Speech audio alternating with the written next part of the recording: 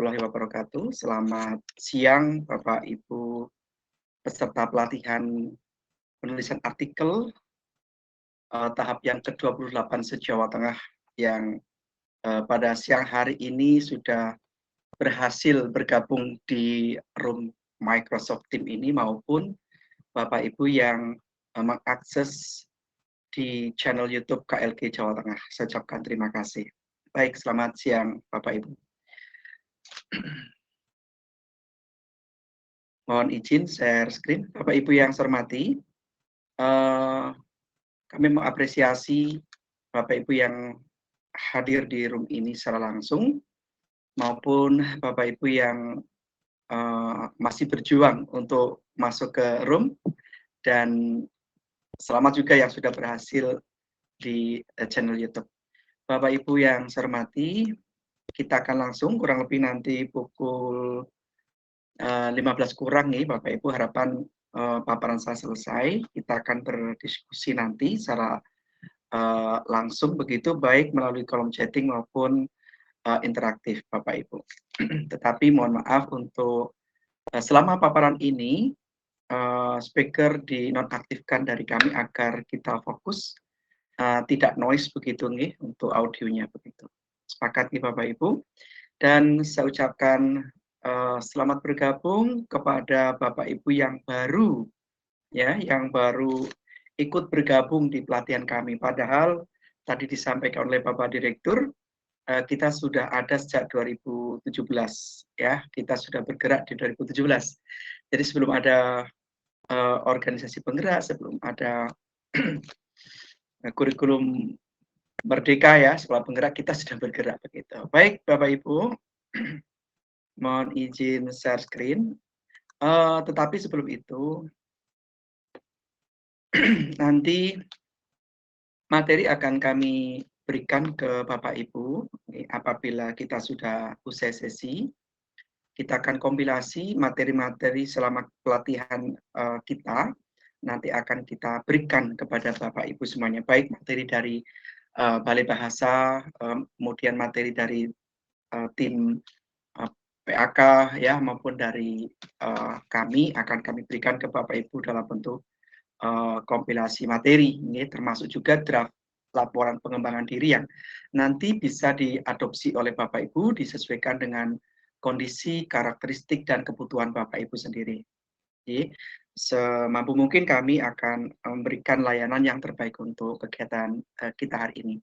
Bapak Ibu yang saya hormati, jumlah peserta kali ini tidak sedikit, ya. Untuk mengelola peserta sebanyak itu tentu butuh energi dan sebagainya. Maka mohon maaf sekali Bapak Ibu apabila ada yang hari ini juga mungkin belum masuk grup nih, mohon Bapak Ibu juga proaktif kepada kami.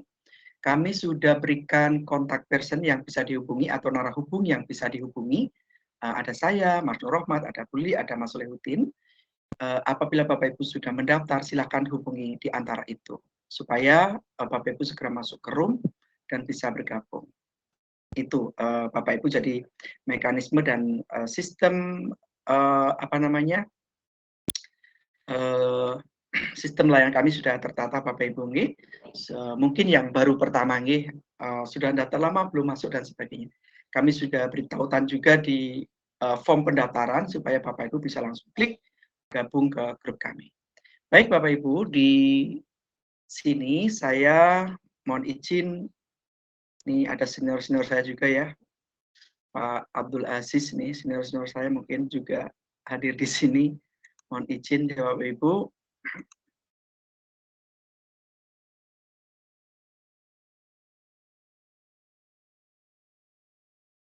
Baik, Mas Nur Rahmat, apakah materi saya sudah tampil, Mas Nur Rahmat?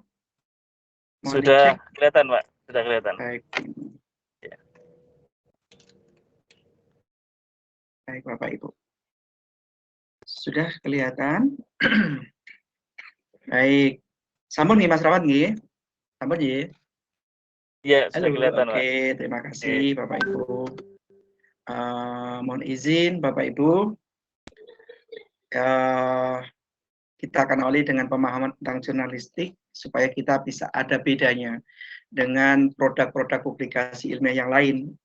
Karena kita ketahui Bapak Ibu, sesuai dengan Permen 16 dan Buku 4 Revisi 2019, bahwa jenis-jenis publikasi ilmiah itu ada 10 yang diakui angka kreditnya. Nah, salah satunya adalah artikel ilmiah populer di media massa, Bapak Ibu. Nah, salah satu bedanya adalah kita akan mengulik sejenak tentang pemahaman apa itu jurnalistik, sehingga kerangka berpikir kita nanti tidak sama persis dengan 9 publikasi ilmiah lain. Mohon izin Bapak Ibu yang saya hormati, sekadar kenalan Bapak Ibu. Kalau mungkin di grup selama ini kita sudah berinteraksi. Ini saya Bapak Ibu di nomor WhatsApp ini. Kalau nanti Bapak Ibu ingin bertanya di Japri ya, silakan Bapak Ibu, sebisa mungkin akan kita respon. Selain dengan tim kami juga disilakan. Oke. Baik, saya juga guru seperti Bapak Ibu, kemudian di Duta Rumah Belajar Kemendikbud, kemudian saya juga di narasumber IKM Mandiri di BPEPMP untuk peserta K3S, MGMP, dan para pengawas. Kemudian saya ada di komunitas pengembangan digitalisasi pembelajaran Jawa Tengah sebagai komunitas belajar Kemendikbud yang kemarin sudah lolos di tahap kedua. Kemudian saya juga nulis buku Bapak Ibu di penerbit Erlangga Jakarta, nulis juga di Sang Pamomong Suara Merdeka, kemudian Ketua MGMP Kota Semarang, dan terakhir saya dicolek oleh UKRIS untuk menjadi praktisi mengajar di UKRIS mata kuliah editing, yang sudah final itu di mata kuliah editing, dan yang sedang proses pengajuan di mata kuliah Pendidikan Bahasa dan Sastra di program PGSD Universitas PGRI Semarang. Itu di kegiatan praktisi mengajar. Baik, Bapak Ibu, saya tinggal di Semarang. Saya kelahiran di Cilacap, Jawa Tengah. Mungkin ada yang dari Cilacap ya, salam. Baik Bapak Ibu, kita langsung saja ke pemahaman jurnalistik. Pemahaman jurnalistik. Mungkin Bapak Ibu sebagian sudah pirsa yang ahli-ahli, teman-teman guru bahasa. Saya kira sudah tidak asing lagi ya apa itu jurnalistik apa itu jurnalistik. Jadi Bapak Ibu, jurnalistik itu kalau kita mengacu ke KBBI adalah hal yang menyangkut kewartawanan dan persurat kabaran dan seni kejuruan yang bersangkutan dengan pemberitaan dan persurat kabaran itu sendiri. Jadi ini saya ambil dari satu sumber karena prinsipnya adalah sama ya. Jurnalistik itu terkait dengan kepenulisan, persurat kabaran, kemudian terkait juga dengan kewartawanan ya, baik terkait dengan bidang jurnalistik, jenis produk dan sebagainya. Nih Bapak Ibu ya, sekali lagi jurnalistik itu bisa dipahami sebagai hal-hal yang menyangkut kewartawanan dan persurat kabaran. Nah, Bapak Ibu, jenis jurnalistik yang kita tahu nih Bapak Ibu, itu ada 3 ya, ada 3 Bapak Ibu. Jenis jurnalistik itu ada 3. Yang pertama adalah jurnalistik cetak Bapak Ibu atau printed journalism. Jadi produk-produk ini itu berupa media cetak Bapak Ibu. Ya, seperti ini yang di sebelah kanan ini. Koran, majalah, tabloid ya. Itu adalah jenis dari printed journalism. Kemudian yang kedua Bapak Ibu, itu ada jurnalistik online. Ini yang saya beri tanda ini. Jurnalistik online atau online journalism itu sebuah jenis jurnalistik yang bisa diistilahkan sebagai jenis jurnalistik daring atau dalam jaringan.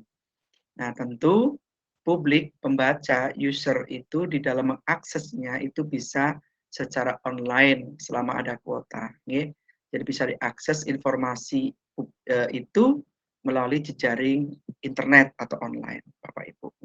Ini jenisnya apa? Jenisnya banyak, Bapak Ibu ya. Jenisnya banyak. Itu ada website ya, ada channel-channel seperti detik.com, kompas.com, SCTV, Liputan 6 dan sebagainya yang intinya mereka bergerak di dalam pemberitaan dan kewartawanan hanya diakses oleh masyarakat dalam versi online. Kontennya tetap harus ada berita, ada iklan, ya dan sebagainya. Itu untuk jenis jurnalistik online. Nah, ini yang berkembang Bapak Ibu. Yang saat ini sangat berkembang pesat adalah di online jurnalismenya. Banyak yang mengelola ya, banyak yang mengelola baik melalui blog ya, kemudian website yang berdomain dan sebagainya. Ini dikembangkan ya. Intinya adalah mereka bergerak di dalam bidang pemberitaan publik. Kemudian yang ketiga Bapak Ibu itu jenis jurnalistik elektronik ya. Kalau kita dulu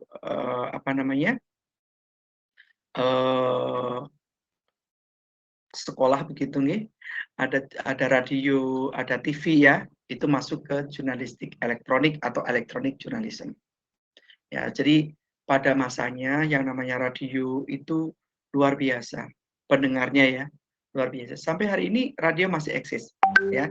Hari ini radio masih eksis dan TV juga masih eksis meskipun ini TV beralih ke TV digital dari TV kabel.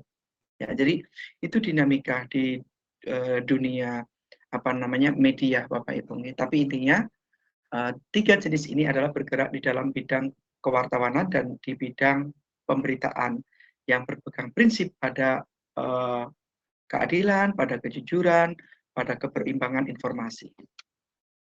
Kemudian Bapak Ibu, teknik jurnalistik itu ada 4, nih Bapak Ibu. Ini harus dipirsani sehingga nanti kita akan tahu kita berada di posisi yang mana. Ya. Yang pertama ada teknik reportase. Ya, teknik ini bisa dilakukan melalui bentuk-bentuk observasi ya atau pengamatan, kemudian melakukan wawancara dengan narasumber, kemudian studi literatur. Melalui riset literatur Bapak Ibu akan mendapatkan berbagai informasi. Misalnya membaca buku-buku sumber di perpustakaan dan sebagainya. Itu termasuk kegiatan studi literatur. Kemudian wartawan, ya sosok wartawan itu harus piawai di dalam mengamati sebuah objek peristiwa yang terjadi di depannya. Ya, wartawan juga harus andal dalam riset data atau studi literatur. Jadi ketika terjun di lapangan seorang wartawan itu Bapak Ibu betul-betul harus totalitas. Menempatkan dirinya sebagai pengamat, sebagai observer, ya, sebagai researcher yang di mana dia akan mengambil data, baik data-data primer yang ia dapatkan di lapangan. Misalnya pada peristiwa kebakaran, pada peristiwa pencurian, pada peristiwa pertandingan sepak bola dan sebagainya. Tentu wartawan adalah orang-orang pertama. Wartawan adalah orang pertama yang tampil di depan untuk mendapatkan data itu. Ya, itu kalau memang objeknya langsung. Sedangkan kalau objek ini tidak langsung, teman-teman wartawan itu mendapatkannya melalui riset literatur, ya, sehingga didapatkan data-data sekunder yang bisa diolah oleh teman-teman wartawan untuk mendukung kualitas, mendukung keabsahan dan validitas, ya, validitas sebuah produk jurnalistik. Karena produk jurnalistik itu termasuk produk ilmiah sebenarnya karena mengungkapkan sebuah fakta dan data. Oke, sepakat Bapak Ibu ini karena fakta dan data itu mendukung kebenaran ilmiah. Jadi teman-teman wartawan itu sebenarnya bergerak di sana. Ya, artinya produk jurnalistik itu tidak boleh kebohongan. Produk jurnalistik itu tidak boleh sesuatu hal yang katanya konon dan sebagainya atau bersifat fiksi, itu tidak boleh. Selanjutnya Bapak Ibu ada teknik news writing, penulisan berita. Ya, jadi di sini adalah keterampilan yang harus dikuasai oleh seorang wartawan menulis berita. Jadi nanti kalau kegiatan kita ini berakhir, nanti akan dirilis berita di Jateng Pos. Berarti wartawan itu melakukan aktivitas atau jenis teknik news writing. Kemudian ada news reporting ya for radio dan televisi Bapak Ibu. Jadi kalau Bapak Ibu di TV One, di Metro TV ya, maaf, itu kalau Bapak Ibu melihat ada teman-teman wartawan yang melakukan langsung laporan dari lapangan, itu reporter, report dari kata report atau laporan. Ya, reporter berarti orang yang melaporkan secara langsung sebuah peristiwa atau objek pemberitaan. Itu. Nah, jadi di sana ada hal yang harus hadir ketika kita memilih teknik jurnalistik news reporting, yaitu ada news reading yang membacakan berita, ada spoken reading yang membacakan, ya, yang berbicara begitu, kemudian ada news script writing, ada yang menyusun skrip beritanya, naskahnya, ya. Jadi ketiganya ini bergerak bersama, Bapak Ibu. Nggak mungkin saya meliput sebuah peristiwa, misalnya kemarin Pak Presiden kunjungan ke Ukraina, ke Rusia misalnya ya, saya tiba-tiba ke sana begitu sendirian gitu kan. Nah, tentu akan menjadi repot. Jadi seorang wartawan ketika hadir di lapangan tentu tidak sendiri. Dia dengan kameramen ya, dengan newsreadernya seperti itu. Ini.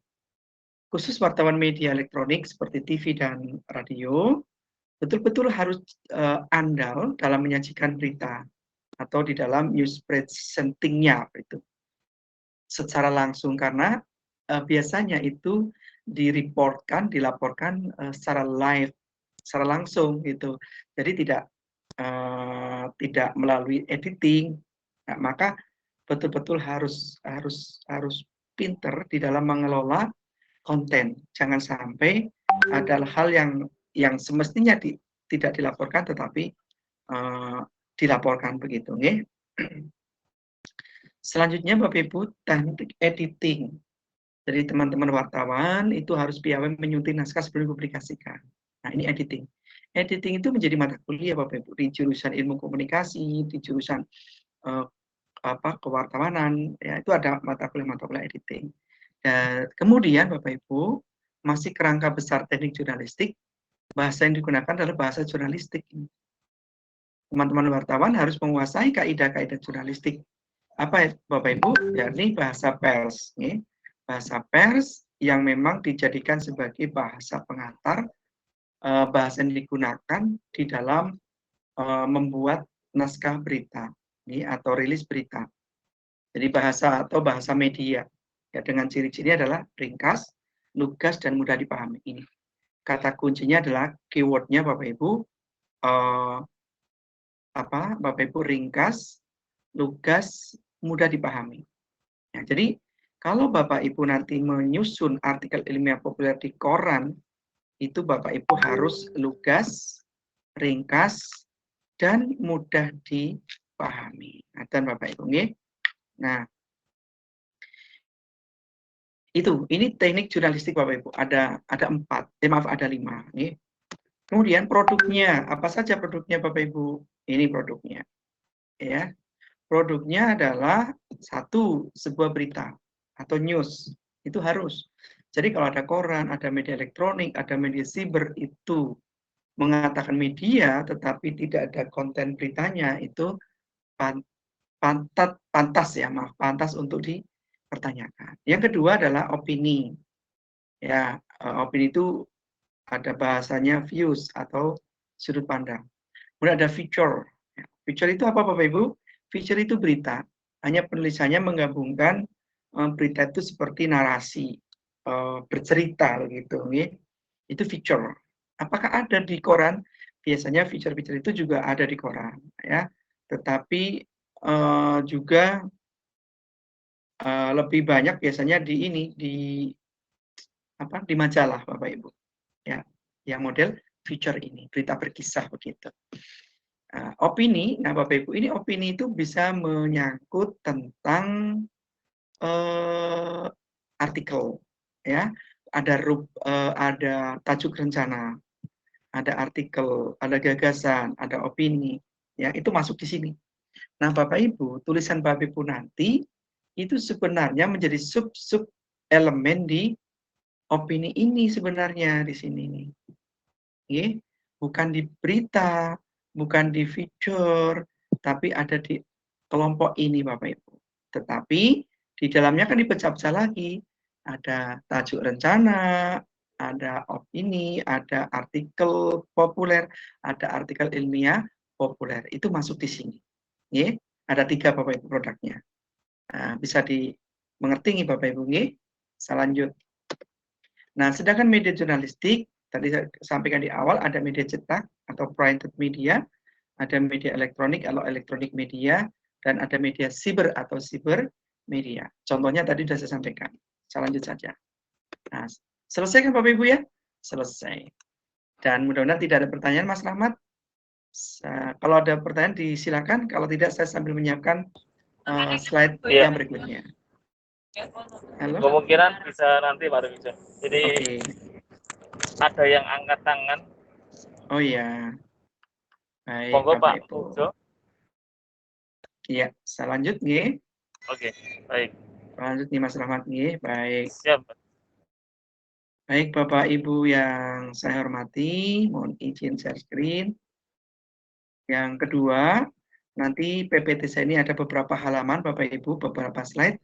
Kalau tidak selesai akan kita lanjut ke hari Minggu esok. Termasuk juga nanti lembar kerjanya, LK-nya. Tugasnya Bapak Ibu nanti membuat usulan topik atau judul artikel yang akan Bapak Ibu tulis. Karena sudah menjadi adat kita bahwa peserta pelatihan kita diminta untuk ada produknya begitu, nih. Ada produknya. Nah, itu Mas Rahmat nih, Mas Leudin mohon disiapkan spreadsheet atau link Google Form untuk usulan judul Mas Leudin. Nih, nanti ada kolom nama biar diisi namanya oleh peserta langsung, tidak apa-apa Mas. Baik Bapak Ibu, kita lanjut nih. Mungkin di ini Mas Rahmat di silent dulu biar.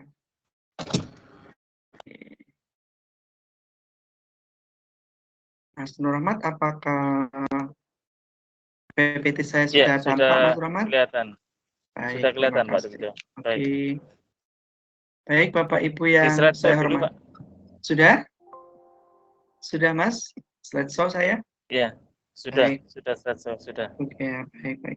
Mas Rahmat mungkin ada kuis nanti Mas, kuisis atau apa biar teman-teman nanti ada selingan begitu, mohon bisa disiapkan mungkin. Baik Bapak Ibu yang saya hormati, ini materi yang kedua.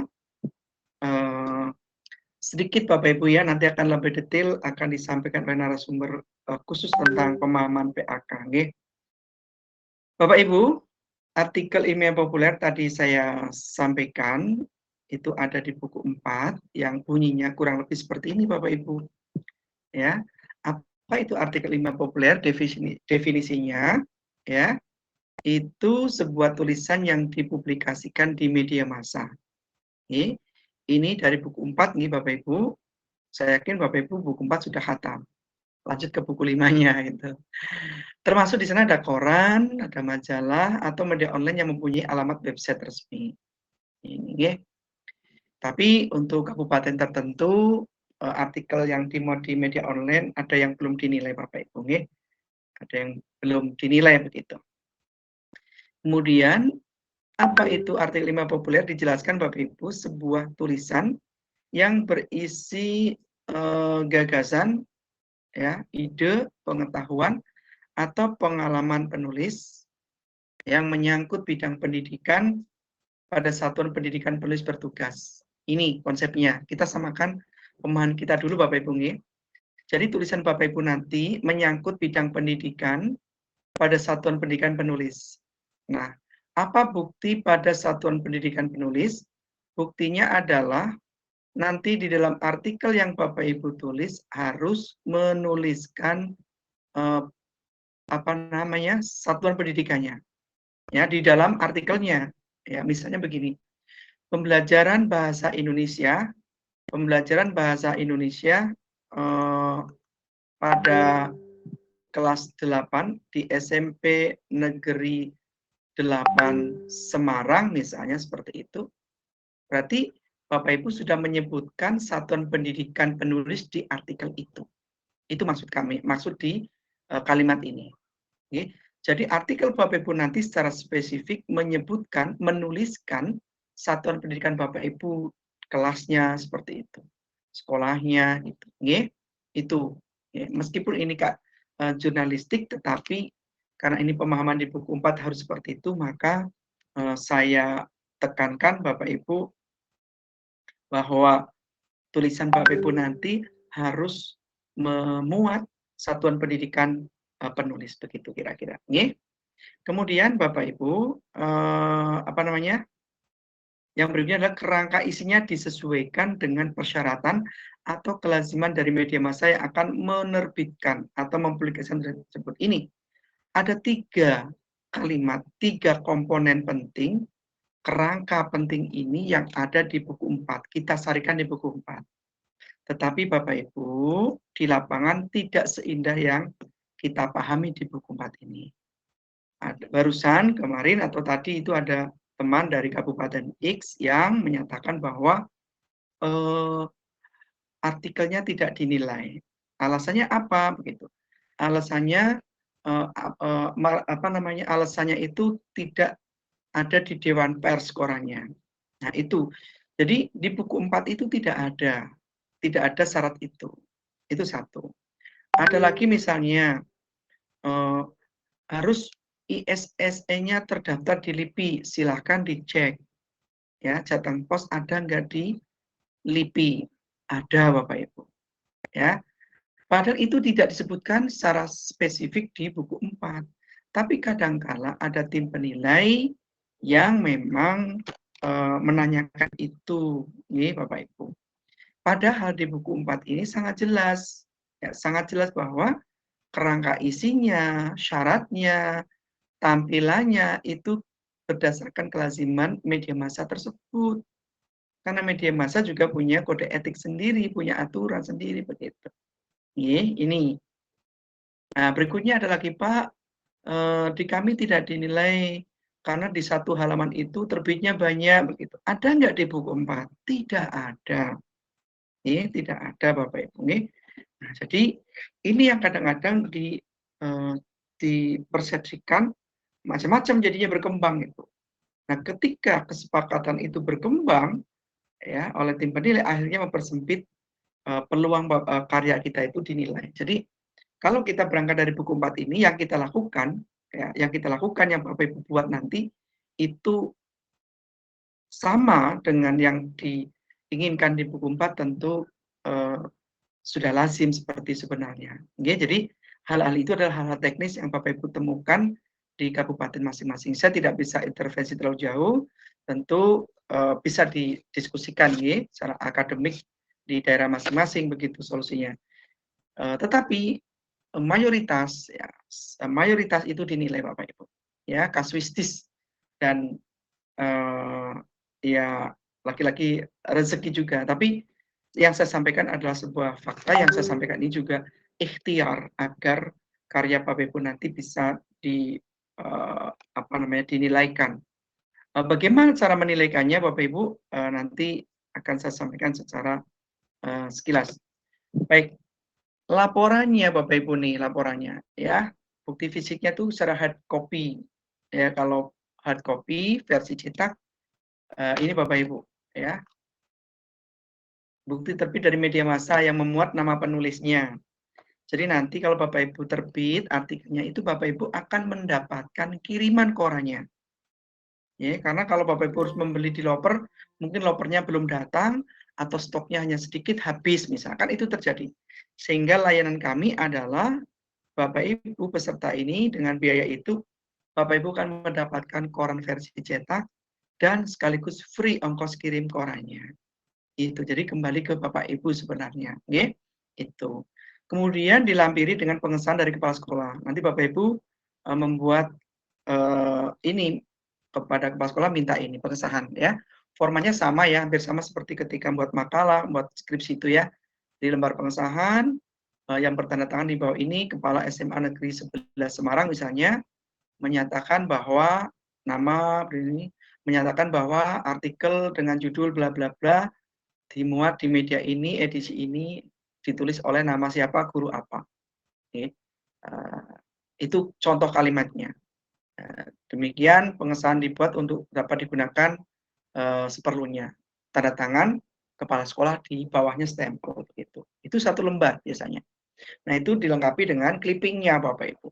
Dengan clipping korannya itu. Jadi mohon tidak hilang. Ya, mohon tidak sobek Bapak Ibu. Ini tidak hilang, tidak sobek. Nanti Bapak Ibu akan mendapatkan 1 eksemplar koran itu. Oke. Kalau memang alamatnya ke sekolah, nanti Bapak Ibu dipesan kepada satpam atau penjaga sekolah agar sewaktu-waktu kalau ada kurir datang disimpankan seperti itu. Nggih, Bapak Ibu. Itu hak Bapak Ibu. Sampai di situ maka sudah kewajiban kami adalah mengirimkan koran itu dan mengawal nanti Bapak Ibu yang belum menulis. Harus jelas nama media massa serta tanggal terbitnya. Nama korannya dipotong juga, nggih, tanggal terbitnya dipotong. Itu, nggih. Bila berupa fotokopi, apabila aslinya memang tidak ada atau hilang atau sobek, sudah difotokopi, maka Bapak Ibu harus ada pernyataan dari kepala sekolah yang menyatakan keaslian. Jadi tadi pengesahan, ya di sini adalah keaslian karya karena memang itu wujudnya fotokopi. Oke. Yang keempat, jika tulisan atau karya guru dimuat dalam media massa online, maka harus ada print out bukti fisik dengan lengkap menunjukkan bukti nama media yang memuat, terbit tanggalnya, dan harus dicetak dari halaman website resmi koran tersebut. Ini tambahnya Bapak Ibu. Tapi untuk beberapa kabupaten atau mayoritas kabupaten belum memperlakukan yang dari media cetaknya. Ini artinya itu bukan dari blog-blog pribadi, tapi dari website resmi. Berikutnya Bapak Ibu, nah kita akan masuk ke sini. Artikel itu dibedakan menjadi 5. Artikel narasi, artikel deskripsi, artikel argumentasi, persuasi, dan eksposisi. Kelima ini merupakan ranah jenis teks, ya, jenis teks yang kita pahami Bapak Ibu ini sudah paham. Saya kira sudah paham semua ini. Apa itu narasi? Narasi adalah sebuah tulisan yang mengedepankan urutan waktu, menarasikan sesuatu secara rinci, secara urut. Kemudian deskripsi, sebuah karangan atau teks yang isinya mendeskripsikan bagian tertentu sehingga pembaca seakan-akan melihat sendiri, seakan-akan merasakan sendiri, seakan-akan mengalami sendiri peristiwa itu. Berarti ini adalah model atau jenis description. Yang argumentasi Bapak Ibu, ini sebuah tulisan atau karangan atau teks yang kita tulis, di mana di dalamnya itu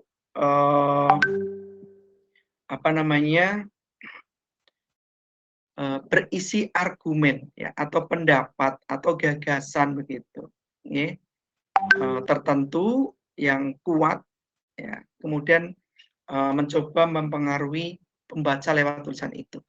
Persuasif ini bersifat ajakan, teks itu bersifat ajakan, misalnya ada teks-teks pidato dan sebagainya ini. Termasuk juga artikel juga sangat mungkin dibuat untuk jenis persuasif ini. Lalu yang terakhir eksposisi, mengekspos ya, eksposisi teks, eksposisi, karangan eksposisi ya. Misalkan tentang tata cara pembuatan apa begitu, exposition gitu. Bapak Ibu yang saya hormati, selanjutnya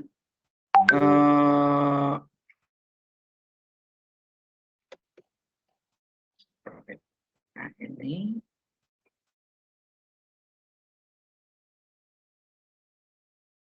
berdasarkan isi Bapak Ibu, berdasarkan isi itu ada artikel reviewer ya, artikel reviewer itu mereview sebuah tulisan tertentu, topik tertentu, kemudian diproduk ya menjadi sebuah tulisan.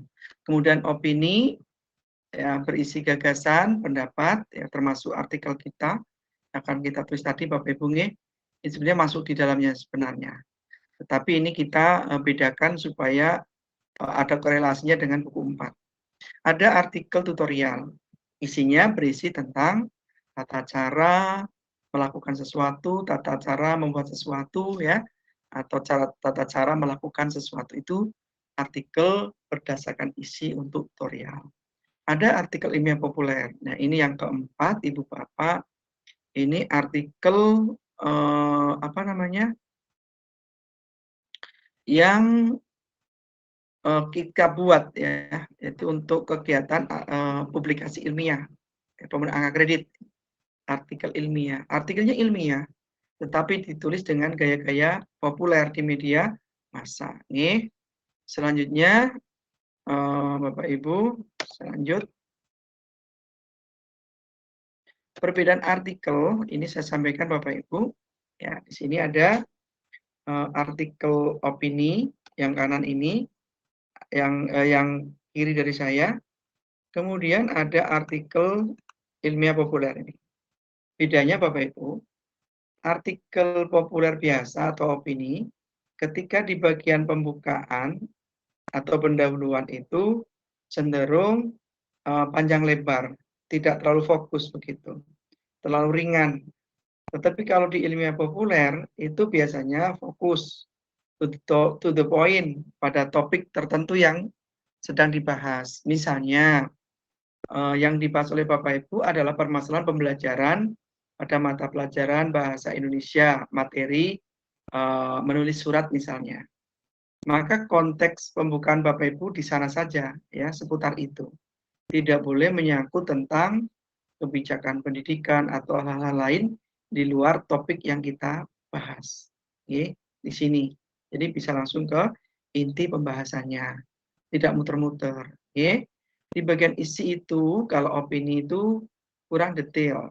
Tetapi kalau ilmiah populer itu cukup detail, analitis, ya, dan didukung referensi lain yang relevan. Ini bedanya Bapak Ibu. Kalau opini biasa itu tidak wajib adanya referensi. Tapi kalau artikel ilmiah populer itu wajib ada kutipan, wajib ada referensi yang relevan, referensi yang menguatkan apa yang kita ulas, apa yang kita sampaikan. Jadi kalau misalnya Bapak Ibu menulis artikel tentang efektivitas pembelajaran bahasa Jawa, materi tembang menggunakan video misalnya, ya berarti Bapak Ibu mencari referensi terkait dengan pembelajaran bahasa Jawa berbasis video. Ya, kemudian materi tembang itu apa misalnya? Kalau itu ada kutipan, maka silakan Bapak Ibu ambil untuk menguatkan itu. Jadi boleh pendapat pakar ya, boleh dari buku, boleh dari e-jurnal, disilahkan Bapak Ibu. Yang penting jangan pendapat person misalnya begini ya, person dalam arti begini. Menurut amanat kepala sekolah pada upacara bendera pada hari Senin, nah itu ya, jangan ya, jangan ya, seperti itu. Di kemudian ya, yang bagian penutup Bapak Ibu, simpulan ya, penutup itu ada simpulan, reorientasi teks dan rekomendasi. Jadi itu di bagian penutup ya, kalau artikel ilmiah populer itu bukan sekadar rangkuman biasa, tetapi bersifat reorientasi teks dan bersifat rekomendasi untuk pembaca misalnya seperti itu. Oke. Ini kemudian kalau di opini biasa itu simpulannya sekadar merangkum yang sudah diulas tadi. Ya misalnya tentang pembelajaran tembang Majapahit misalnya itu ya. Maka ya dari pembelajaran dari uraian tersebut dapat disimpulkan bahwa pembelajaran Majapahit itu meningkat begitu. Itu toh. Tapi kalau di ilmiah populer itu meningkatnya karena apa? Ya. Itu Bapak Ibu. Jadi ada analisis yang tajam begitu. Nah, untuk untuk membuktikan sebelum kita membuat kesimpulan. Berikutnya Bapak Ibu, ini ada tiga bagian di artikel, ya, 3 skema atau 3 anatomi Bapak Ibu.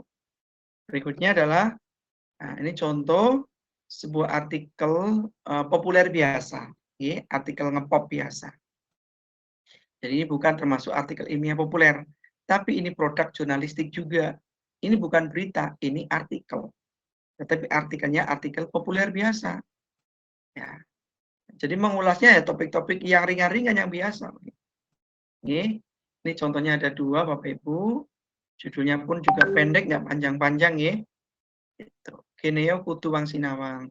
Jumbuake Nala Rasul Antuminda. Ini dimuat di Suara Merdeka Bapak Ibu ya. Di hari Minggu. Insya Allah 2 minggu sekali nih Bapak Ibu tulisan saya tayang di Suara Merdeka Bapak Ibu. Di kesempatan untuk mengeksplor tulisan kita ini adalah kemampuan di dalam menelurkan ide gagasan kita, mengkritisi sebuah topik yang berkembang di masyarakat dan sehingga itu menarik untuk dibaca, maka kita tuliskan, kita sampaikan ke media massa, dan media massa yang mempublikasikannya. Ya, jadi ini topiknya ringan, Bapak Ibu. Topiknya ringan saja ini. Ya, tetapi meskipun ringan, itu topiknya saya kembangkan ke dalam fakta-fakta kehidupan sehari-hari. Sehingga ini tidak bercerita tentang masa lampau, enggak. Topiknya topik keseharian. Ya, sesuai dengan tema ya tulisan saya begitu. Nah, ini ada Manungso Jowo Gagrag Anyar. Tulisan-tulisan berbahasa Jawa ya. Saya di koran gitu. Ini menjadi bukti bahwa kekuatan ide itu luar biasa. Kekuatan ide ini dibarengi dengan keterampilan menulis yang bagus, maka akan menajamkan pikir kita. Ya, maka kritik-kritik politik pada tahun-tahun sebelum kemerdekaan ya, melalui berbagai media Hindia Belanda waktu itu mampu membuat para penjajah juga berpikir ulang. Ya, tulisan-tulisan De Westdekker, tulisan-tulisan siapapun ya, Djajah Dewantoro, tulisannya siapapun waktu itu mampu Bapak Ibu menjadi kritik politik waktu itu terhadap kolonial. Itu betapa ampuhnya sebuah tulisan, sebuah tulisan. Meskipun di saat ini tentu tidak semudah itu mengkritik ya Bapak Ibu ya. Jadi harus hati-hati sekarang itu, apalagi ada pembahasan rancangan undang-undang hukum pidana lagi yang mungkin akan mempersempit berekspresi kita gitu nih. Nah, kalau Bapak Ibu menyimak pemberitaan di media televisi. Berikutnya Bapak Ibu, nah ini artikel yang lain yang berbeda, yang ilmiah populer. Kalau tadi artikel populer gitu, ini ilmiah populer. Judulnya juga begini, ya, enggak ringan seringan tadi gitu. Judulnya ya ciri-cirinya harus memuat variabel X dan Y-nya, harus memuat variabel bebas dan variabel terikatnya. Itu misalnya tingkatkan kemampuan deskripsi siswa dengan peta konsep PPKN. Jelas Bapak Ibu, kompetensinya apa? Tingkatkan. Ya, kompetensinya ini. Ya, kata kerja operasionalnya tingkatkan. Kalau Bapak Ibu yang sudah ahli menelaah, menganalisis capaian pembelajaran, CP-CP di kurikulum Merdeka, ya, itu kan rumusnya kita memetakan, menganalisis kompetensi dan substansi atau konten. Itu kalau nggak salah. Ya. Nah, ini kan kalau kita analisis, tingkatkan. Itu kata kerja operasional. Kemampuan deskripsi, ini materi pokoknya, variabel juga. Lalu ada peta konsep PPKN, ini alatnya, medianya, strateginya, metodenya begitu. Harus seperti itu judulnya Bapak Ibu. Jadi mohon maaf, tulisan Bapak Ibu nanti jangan terlalu luas. Yang Bapak Ibu bendara Arkas, ya bendara BOS, itu tolong jangan dibahas tentang itu. Ya, itu apalagi yang Bapak Ibu misalnya ekstrakurikuler begitu misalnya ya, itu ya jangan dulu begitu. Jadi topik Bapak Ibu sesuai dengan tugas pokok fungsi sebagai guru. Kalau Bapak Ibu guru mapel, berarti Bapak Ibu menulisnya terkait dengan mata pelajaran Bapak Ibu. Kalau Bapak Ibu guru kelas, maka Bapak Ibu penulisnya itu berangkat dari peristiwa yang terjadi dalam pembelajaran di kelas yang Bapak Ibu ampu, di kelas bawah apa di kelas atas kalau SD. Kalau Bapak Ibu kepala sekolah, bahan yang ditulis adalah 3 fungsi pokok dari kepala sekolah, yaitu di fungsi manajerial, fungsi entrepreneurship atau kewirausahaan, dan fungsi supervisi. Jadi tiga bahan yang bisa ditulis oleh Bapak Ibu kepala sekolah. Oke. Sudah dibedakan sangat jelas sehingga nanti wilayah guru adalah wilayah pembelajaran di kelas, kemudian wilayah dari kepala sekolah adalah tadi skupnya satuan pendidikan itu. Yang menjadi program besar di satuan pendidikan itu maka menjadi program kepala sekolah. Bapak Ibu cukup apa namanya, di kelas itu, ya, di kelas berapa itu kalau guru nih Bapak Ibu. Selanjut, ini judulnya Bapak Ibu panjangnya 3 sampai 6 atau maksimal 7 kata begitu ya. 6 atau 7 kata. 3 sampai 6 garis miring 7 kata. Ya, itu. Kalau Bapak Ibu nanti mengambilnya dari PTK, dari perspektif, dari tesis, dari skripsi misalnya, itu diolah kembali sehingga judul itu tidak terlalu panjang.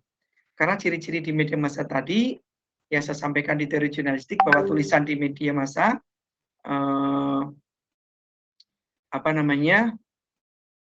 harus singkat, ya, harus singkat, padat, ya, tidak menggurui pembaca.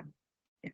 Tulisan Bapak Ibu nanti jangan bersifat menggurui, boleh mengajak, boleh meyakinkan, tetapi jangan menggurui karena segmentasi pembaca tidak sama. Ada yang mungkin agak low, ada middle, agak pakar begitu nih. Sehingga tulisan-tulisan yang cenderung menggurui itu biasanya diabaikan oleh pembaca. Jadi mari kita membuat tulisan yang komunikatif. Tulisan yang bisa menggugah minat pembaca. Ya, apa itu tulisannya? Tulisan kita adalah logis, lugas, to the point. Ya, harus memiliki dasar yang kuat sebagai karya ilmiah. Ya, jadi kita harus memiliki dasar yang kuat dan masuk akal. Yang keempat, tuntas. Ya, tulisan Bapak Ibu nanti sekali nulis selesai, rest clear. Ya, tidak banyak kesalahan misalnya. Maka nanti ada proses penyuntingan yang akan disampaikan oleh narasumber yang lain. Gitu, ya. Kemudian objektif. Objektif itu ciri-ciri karya ilmiah, objektif. Apa untuk mendukung objektivitas tulisan? Untuk mendukung objektivitas tulisan itu harus didukung data dan fakta. Dari mana data dan fakta itu? Dari Bapak Ibu, bisa dari hasil observasi di kelas, boleh dari hasil analisis ulangan, harian, ya, dan sebagainya. Boleh dari hasil formatifnya, boleh. Ya. Jadi sekarang kan ada asesmen diagnosis itu ya. Boleh nggak dari asesmen diagnosis? Ya boleh, tetapi diagnosis itu kan bukan ini ya, bukan alat ukur ketercapaian itu Bapak Ibu. Ya, itu di kurikulum Merdeka. Berikutnya Bapak Ibu di cermat Bapak Ibu. Ya, cermat itu kita harus teliti di dalam menulis. Tulisan itu akan bersih. Tulisan itu akan bagus manakala kita cermat di dalam menulis. Cermat menggunakan diksi, cermat menuliskan diksi, cermat menuliskan atau menggunakan tanda baca, huruf kapital, dan sebagainya. Oke. Kemudian tidak melibatkan emosi yang berlebihan di dalam menulis. Nanti Bapak Ibu juga jangan jangan ini loh aku begitu, nih. Jangan menunjukkan keakuannya, ya. Jadi harus betul-betul Bapak Ibu harus berada pada posisi yang netral, posisi sebagai guru. Ya. Jadi nanti tulisan di sana subjeknya adalah tidak menggunakan saya, tidak menggunakan kami, tidak menggunakan kita, tapi penulis atau guru begitu, nih. Guru di dalam melakukan pembelajaran di kelas, nah seperti itu, nih. Bapak Ibu. Kemudian menggunakan bahasa baku. Perhatikan tanda bacanya harus jelas. Tuh. Nah, sedangkan ciri-ciri artikel itu merupakan tulisan seorang penulis. Artinya penulis itu sudut pandangnya adalah pada sudut pandang penulis begitu. Tentu sudut pandangnya Mas Rahmat akan berbeda dengan sudut pandangnya Mas Solehudin seperti itu. Sudut pandang Mas Solehudin akan berbeda dengan sudut pandangnya Bu Titik dan sebagainya. Yang kedua, mengandung gagasan aktual, ketiga bersifat intelektual, keempat orisinilitas, kelima mengungkapkan sebuah masalah dan solusi, keenam singkat, padat, dan tuntas, kemudian bahasa sederhana, jelas, hidup, menarik, seger, dan komunikatif. Menyangkut kepentingan publik, ya, itu ditulis dengan nama Bapak Ibu, bukan nama orang lain. Itu prinsip, ya, ciri-ciri dari artikel. Oke, Bapak Ibu. Selanjutnya. Nah, nanti ini ya Mas Rahmat ya, sebentar lagi kita tanya jawab. Kemudian nanti penugasannya adalah menyusun judul Mas Rahmat. Mas Soleh sudah siap Google Form-nya Mas Soleh, atau spreadsheet-nya disiapkan, nanti di-share Mas Soleh, peserta diberikan hak akses edit supaya besok ada bahan untuk diskusi judul nih Bapak Ibu. Kalau judul sudah, kemudian pagi-pagi mau ngirim tulisan, boleh nggak Pak Cuk? Kalau yang itu silakan. Nanti tulisan yang sudah masuk itu akan saya jadikan uji coba atau bahan untuk diskusi di narasumber yang dari Balai Bahasa. Dan tulisan yang sudah masuk akan dikurasi atau menjadi bahan bahasan ketika materi penyuntingan begitu. Bagi yang belum, tetap Bapak Ibu saya wajibkan untuk menyusun judul, usulan judul. Mas Soleh nanti disiapkan setelah ini selesai, bisa di-share di WA atau di kolom chatting link untuk usulan judulnya, sehingga ada bahan. Ada timbal balik hari ini yang kita lakukan, dari kami menyampaikan materi, dari Bapak Ibu nanti ada usulan judul, jadi komunikatif nyambung gitu ya. Selanjutnya Bapak Ibu, nah temanya boleh hampir sama, karena nggak sengaja misalnya ya sama-sama guru BK ternyata topik yang diambil jenis layanannya sama misalnya seperti itu. Boleh nggak? Boleh kalau kebetulan.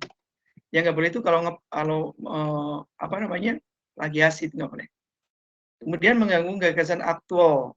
Ya, gagasan aktual itu gagasan yang memang apa adanya, sesuai dengan fakta. Karena pada prinsipnya adalah pembaca itu menyukai hal-hal yang baru atau unsur kebaruan atau novelty istilahnya. Itu sangat menyukai. Makanya berapa karya Terry Lay, ya, katakanlah penulis novel bestseller Terry Lay, dalam memproduksi karyanya sudah berapa itu. Karena setiap edisi terbitan itu novelnya sudah ditunggu sekian pembaca. Karena pembaca itu menginginkan sesuatu yang baru. Kemudian intelektual. Ya, karya kita bersifat intelektual karena proses di dalam menulis itu kita menggunakan kemampuan berpikir kritis, logis, sistematis, cermat, ya, bervisi akademis tulisan kita, bukan tulisan-tulisan yang biasa, ya, yang menganalisis sesuatu, mengiris sesuatu dengan teori tertentu. Ya, itu sebuah ciri-ciri dari intelektual. Maka ketika tulisan kita nanti diplagiasi orang lain, berarti itu tindak pelanggaran terhadap karya intelektual seseorang, dan itu bisa dipermasalahkan, ya Bapak Ibu. Jadi mohon tidak plagiasi. Nah, tulisan yang bersifat intelektual tidak terlepas dari referensi-referensi yang relevan.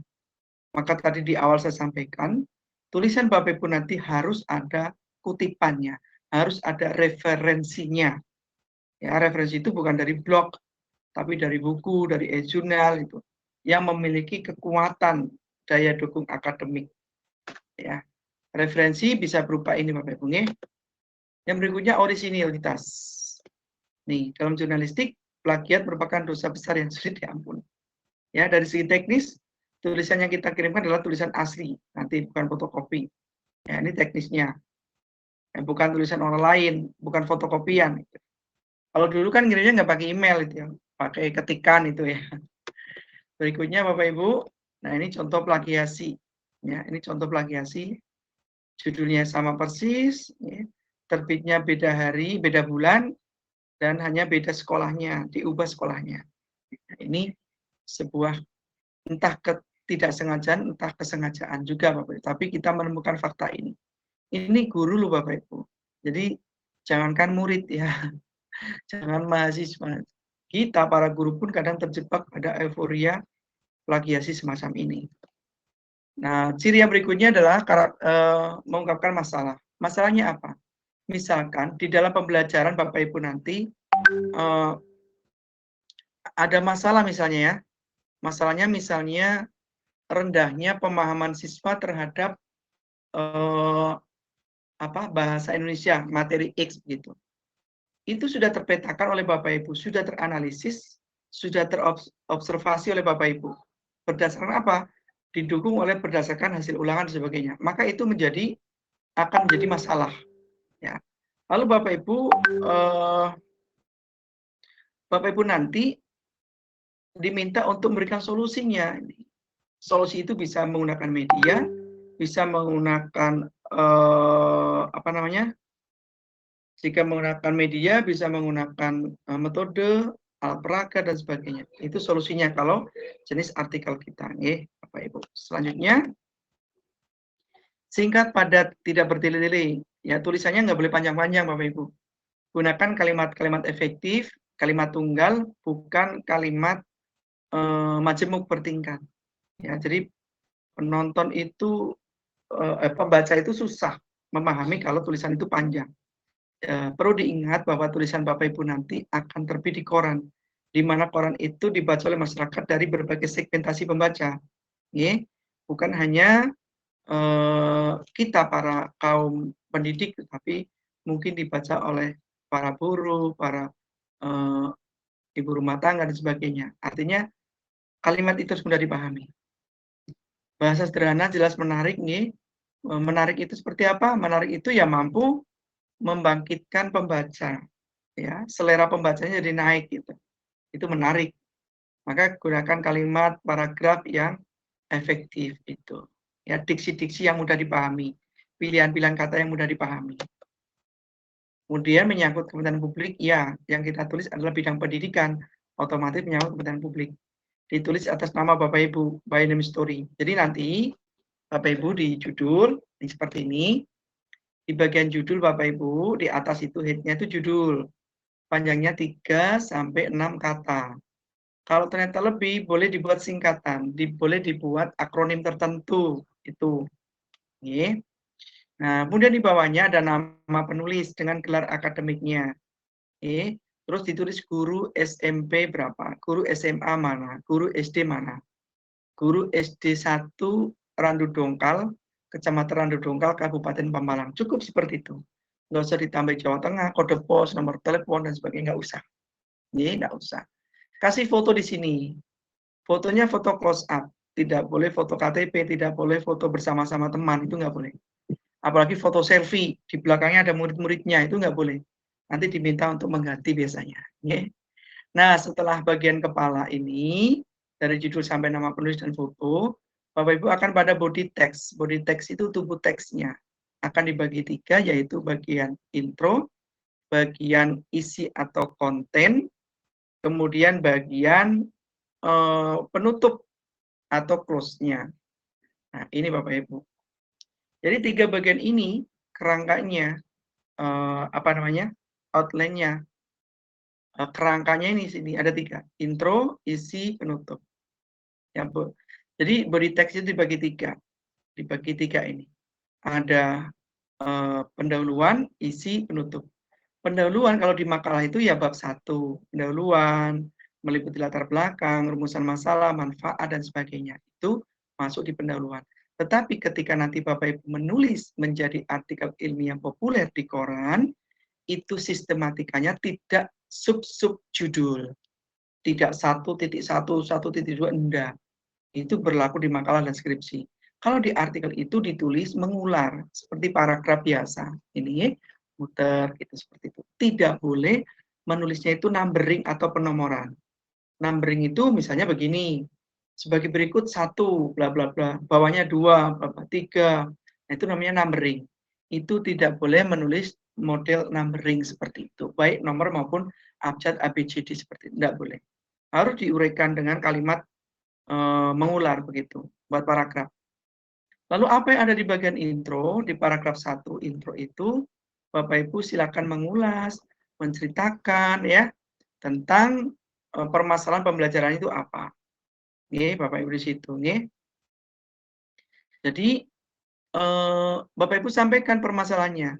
Kemudian rencananya Bapak Ibu akan menggunakan apa untuk mencari solusinya begitu. Di situ, itu disampaikan. Dan itu terjadi di satuan pendidikan mana? Di SMP Negeri 2 Semarang misalnya. Maka satuan pendidiknya sudah muncul itu di body text.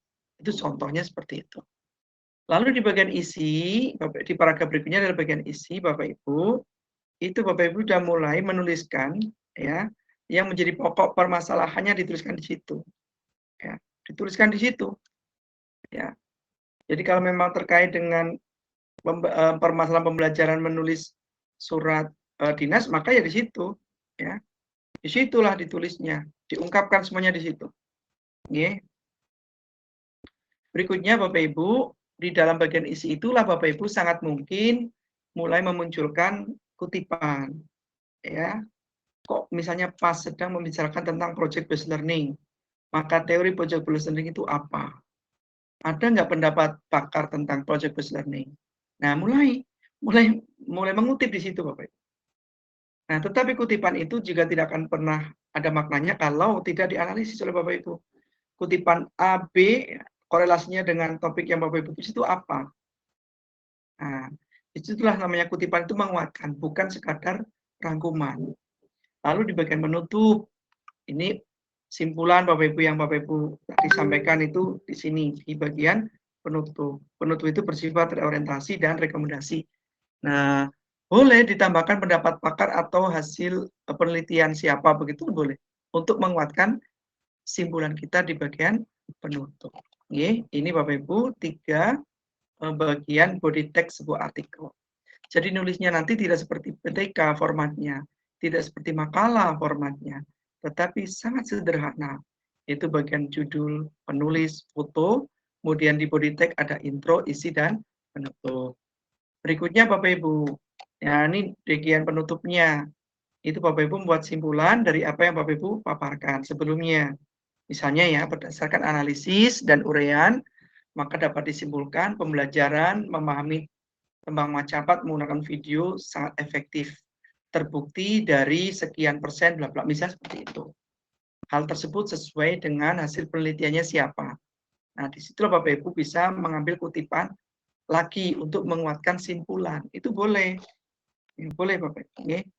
Jadi jangan begini, berdasarkan uraian di atas, maka dapat disimpulkan penggunaan media video sangat efektif dalam pembelajaran tembang macapat. Tidak itu top. Ya, apakah itu penutup? Ya itu boleh dikatakan penutup, tapi tidak berbobot penutupnya. Jadi penutupnya itu harus berkualitas juga. Nah, teknik menulisnya Bapak Ibu sebenarnya hampir sama dengan menulis berita. Itu rumusnya 5W1. Apa permasalahannya? Di mana itu, di kelas apa? Ya. Kemudian where, di mana itu? Siapa? Siswanya kelas berapa? Kapan terjadi? Di tahun ajaran kapan? Semester berapa? Itu dalam rangka menuntun Bapak Ibu dalam mengembangkan artikel ilmiah populer nanti. Berikutnya, judul. Tadi saya sampaikan antara 3 sampai 6 kata. Judul itu jangan hanya 2 kata, itu namanya frase. Misalnya begini, pembelajaran PTMT begitu. Nah, itu ya hanya dua kata atau membentuk frase. Nah, biasanya saya minta untuk diperbaiki. Ini contohnya ada. Berikutnya intro. Intro itu saya ulang kembali, Bapak Ibu, merupakan paragraf pertama yang ditulis.